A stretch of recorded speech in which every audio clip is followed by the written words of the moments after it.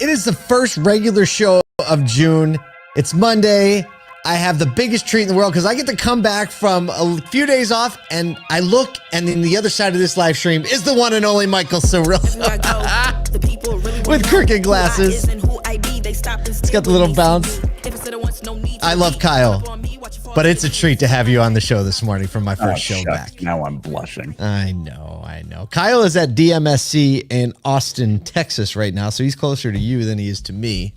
Oh. Yeah, it's in Austin now. It used to be in Napa. Now it's in Austin. So shout out to all of our friends at the PASH event, DMSC in Austin, Texas. We know we love you. We miss you. But Michael Cirillo and I are rocking it today.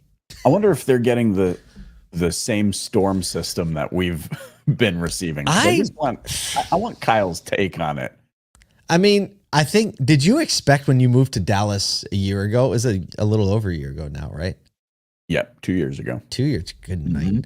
Did you like know there were this level of weather in Texas? Well, the first couple of years, are like your firstborn child. You know, like your firstborn child is like the lead magnet. It's like the tripwire offer to make you think that having more kids is a good idea. You know, so got me too. Couple years we're here, mild. We're great at this. We're great at this. A couple of tornadoes, this and that. But I was reading something. This was for Oklahoma in particular. But I mean, they're right. I'm an hour away from the Oklahoma border. I think their record was for the last who knows how many years was 52 tornado touchdowns in the month of May. But this May was 92. So it seems like more. It seems like a little more. And last night, my wife sent me a text saying, imminent severe thunderstorm warning, golf ball sized hail, to which we immediately proceeded to drive to this abandoned gas station that still has the cover up. Is that like, how many people know about this? Shh. They're still using the overpasses and creating traffic jams. Is that what happens? Yeah, my wife and I just cruised under, watched a Netflix show in the Tessie. And, were you out or did you leave your home to do it? No, we left our home. It's about a minute away. We were just like, cover. People might be thinking, well, why don't you park in your garage? That's for the motorcycle. She said, no, we go to the abandoned gas station to make out and watch movies or avoid the hail. Either one of those. First date. Oh my gosh. I saw somebody with the hail. I didn't think about the hail. They had like just I think Anne-Marie on our team posted it in Slack. It was someone that just had like cardboard taped. I was like, and I love that we're in the South because you never know if people are saying what the hail or what the hail. It's a warning, or are they trying to figure out what's going on? That's really funny. Oh my gosh, it's amazing. I love this. See, this is why I like having you on the show. We haven't talked about anything substantive yet. We're 3 minutes in. We are going to be talking about some trouble Toyota's having with testing requirements. I've seen the word scandal floated around. Also going to talk about dealers getting into power sports, something that's close to both your and my heart. We'll talk about that more. And GM trying to add a clutch to an EV. So you also are someone who is EV savvy, and I rented one over last week, and that makes me a next to expert, I think, having more experience with one than most Americans now. But we're going to get into that. No, but first we want to talk about the fact that all of our breakout sessions are now released from ASOTU CON on YouTube. So if you couldn't be there in person, you couldn't interact, you missed a lot of the interaction, but it doesn't mean you have to miss the brilliant things that were said. You can go over to our YouTube channel, which is ASOTube, ASOTU.be. Clever on our part.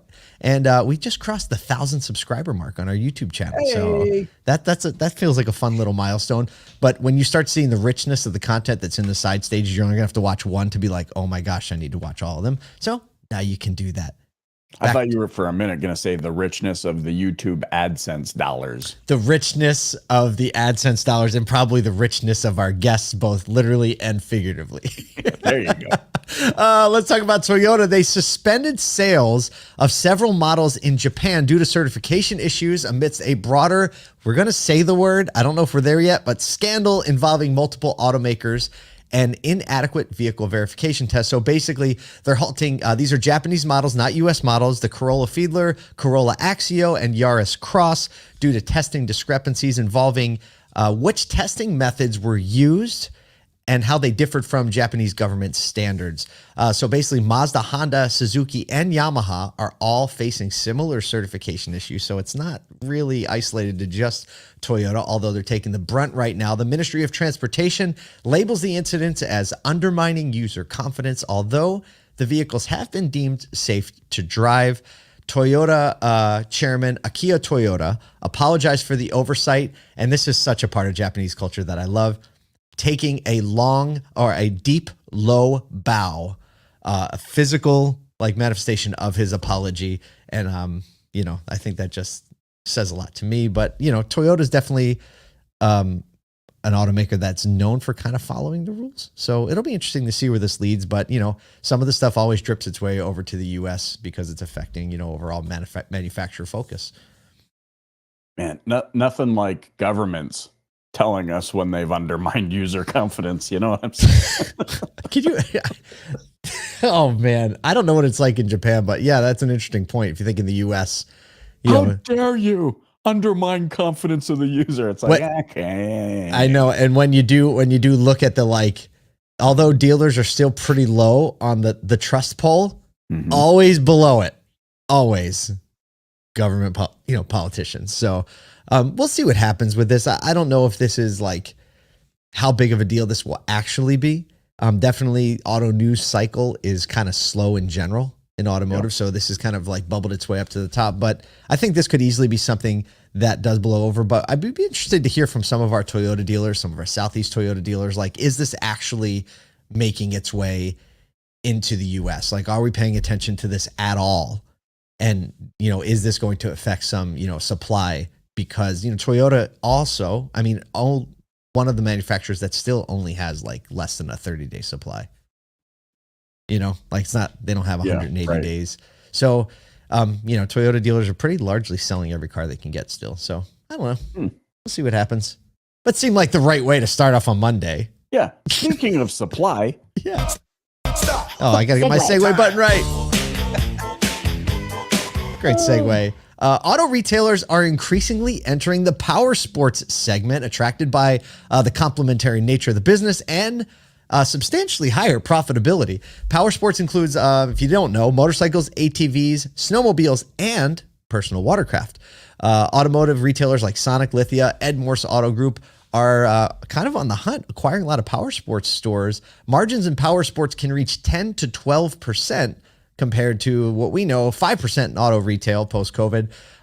Harley Davidson, one of the most popular with about 30 dealership sales per year. Sales, two people in the auto industry. Teddy Morse, CEO of Ed Morse Auto Group, owns 8 power sports stores across Texas, Colorado, Missouri, and Florida. He formed Teddy Morse's Moto Co., I like that name, to oversee the power sports segment. So he's got a company that's managing just the motorsports, and their plans are to acquire more stores this year. He emphasizes the shared passion for riding amongst customers, employees. He's like, hey, when you're in power sports, people are really passionate about the thing that they're buying.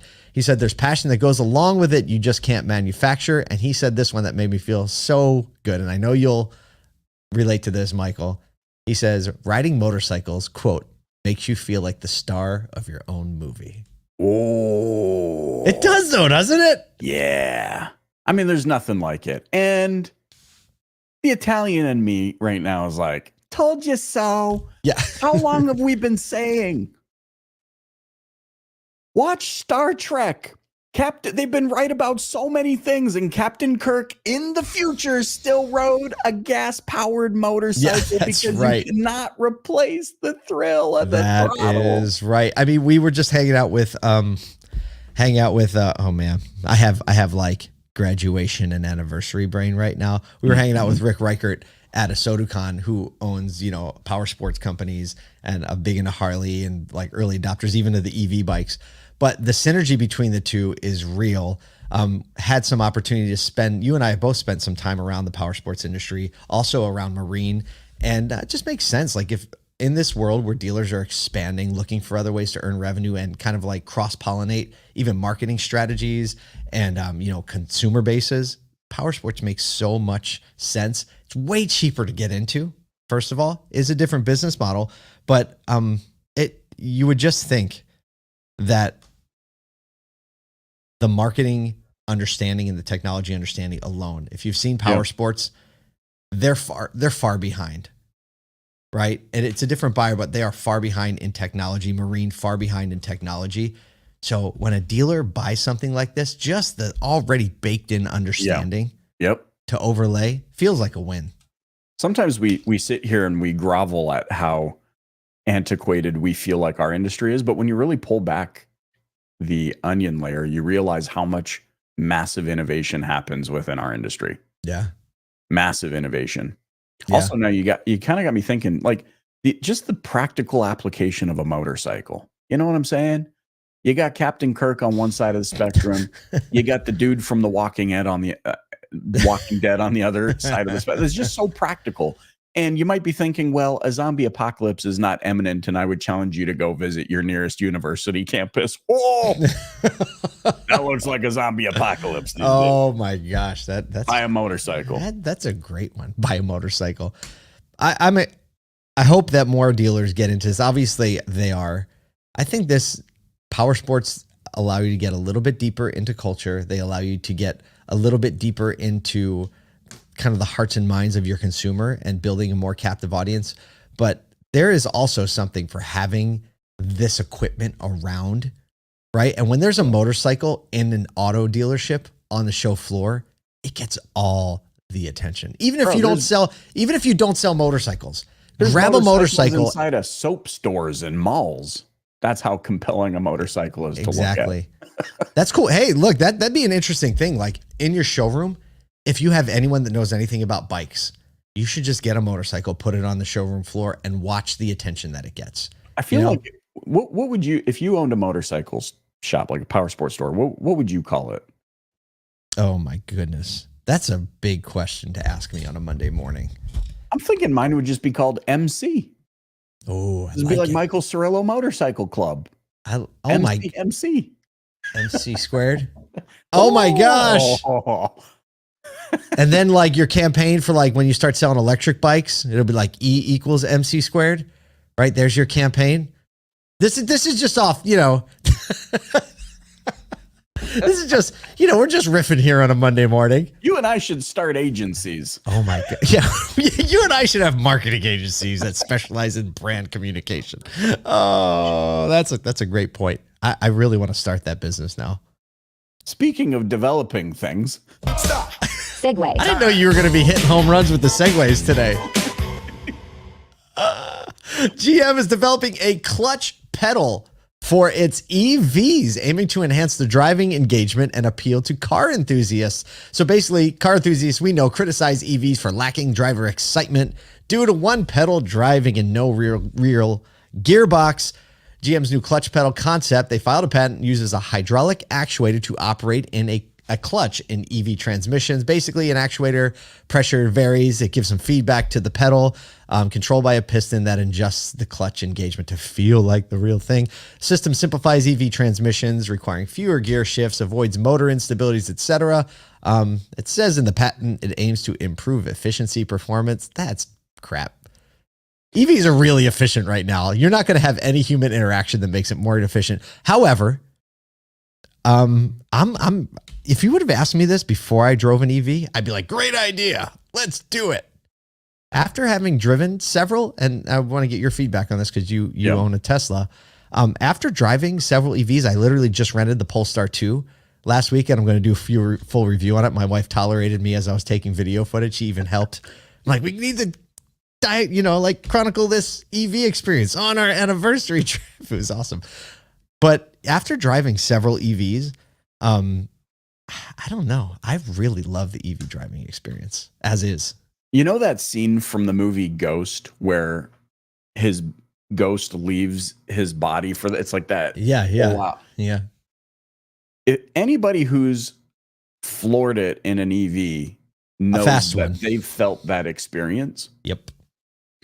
And then you want to get in the way of it by forcing them to push on a clutch. I think it's going to hurt them more than it helps them. You just have to understand what it is that we're driving. These are not vehicles. These are appliances. These are toaster ovens. They're built for max efficiency. They just so happen to have a steering column and wheels. if you want if you're anybody who wants a driving experience that's like shifting and knobs and, you know, tactile, that's what the regular stick shift is for. Yeah. If you are the first one to buy the new clutch EV vehicle, just be prepared to be made fun of a lot. Yeah. It's going to be okay. I mean, as long as you're okay with it, but you will be made fun of. Not by us. We don't make fun of anybody around here. But if you haven't driven an EV, go drive one, because there's probably a few surprises in there for you. Whatever it is, new week, new day, new month, go out there and get some. We'll see you tomorrow.